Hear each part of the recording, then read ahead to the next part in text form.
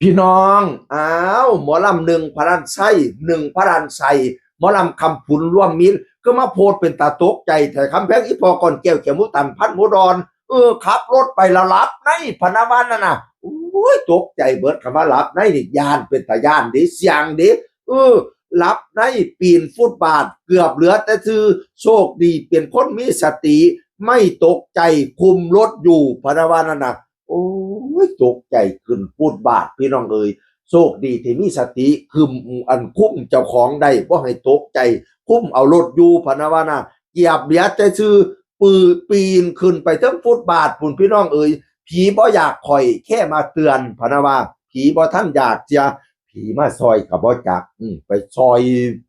เกศพเกขาบไปหลายศพเติบแล้วดิซอยคนอุบัติเหตุกับปานนั้น ผีมาซอยผีมาซอยเราโพดบอกว่าผีบ่อยากข่อยแค่มาเตือนพะนะว่านั่นเตือนลูกเตือนหลานเด้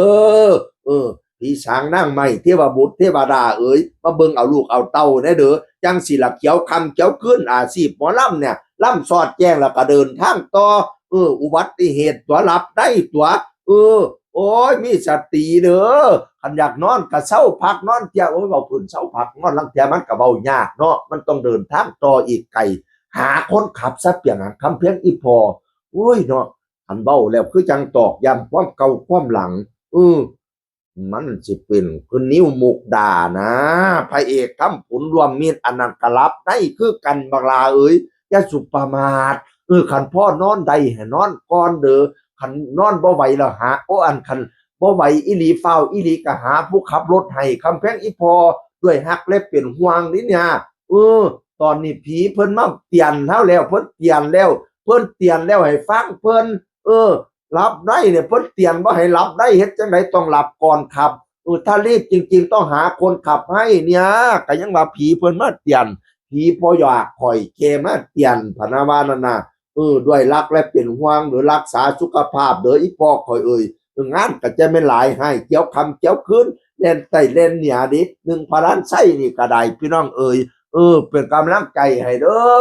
อรักเทวบุตรเทวดาเอ่ยรักษาคุ้มครองเนี่ยให้มากกมาบังมากังมาเลียมเนี่ยถอนคุณพระพุทธผู้พนอยู่หอคำคุณพระธรรมผู้พนอยู่หอเกี่ยวพระสงฆ์ยกเลี้ยวย่อใบใส่หัวเทพบุตรชั้นหาเทวดาชั้นสี่ธรณีนักนามนั่งง่อยเมฆขลา แถมกบผู้ออกหน้าผู้บ่าผู้ออกก่อนแถมกบแต่บุเฮาแถมเถ่าแต่โบราณเออลูกมาบ้านหลันมาเซิ้นจะมาปกปักหักษาลูกเต่าได้เด้อให้มากกมาบังให้มากังมาเลียมเดินทางไกลตลอดปลอดภัยไปเบียงไตมีผู้มาสวยเหลียไปเบียงเหนียพี่มือมาสวยสั่งสองขอบข้างให้มีดอกไม้เงินดอกค้ำดอกไม้ค้ำเด้อเบิ่งลูกเบิ่งเต่าได้ทอนคอยไปคอยมาโอ้ยเนาะจักสิว่าจังใดอันรับในนี่ก็ได้เนาะแก้ปัญหาโดยการรับก่อนกันรับก่อนบ่ได้อีหลีต้องหาคนมาขับให้ตามนั่นละด้วยรักและเป็นห่วงจากใจจริงเป็นกำลังใจให้หนึ่งพลันไส้คำผุนรวมมิตรเด้อเสียงคือคนเก่าเว้าสู่ฟังสวัสดีครับสวัสดีครับ